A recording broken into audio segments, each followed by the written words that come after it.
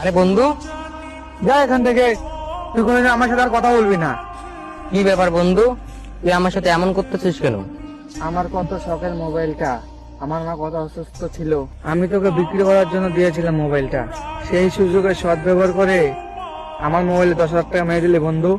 দেখ বন্ধু, তোর মনে হয় কোথাও একটা ভুল হচ্ছে। এইখানে ভুলের কিছু নাই, তুই যার কাছে মোবাইল বিক্রি করেছিস সে আমাকে সবকিছু বলেছে।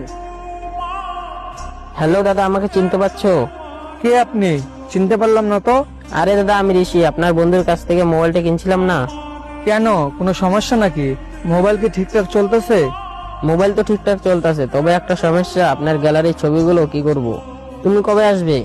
আমি 1 সপ্তাহের মধ্যে চলে আসবো, তোমার কাছে ফটোগুলো রাখো।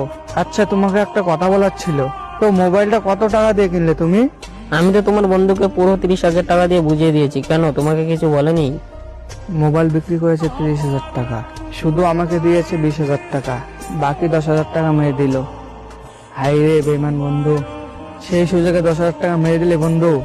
এইটা তোর থেকে কোনোদিন আশা করি নাই রে বন্ধু, আর কাকে বিশ্বাস করবো রে? আরে বন্ধু, মনে রাখিস, হারানো টাকা খুঁজে পাওয়া যায়, কিন্তু হারানো বিশ্বাস খুঁজে পাওয়া যায় না। আসলে বিপদে পড়লে বন্ধু চেনা যায়। তুই তোর আসল রূপটা দেখিয়ে দিলে বন্ধু। ধন্যবাদ বন্ধু, তুই ভালো থাকিস।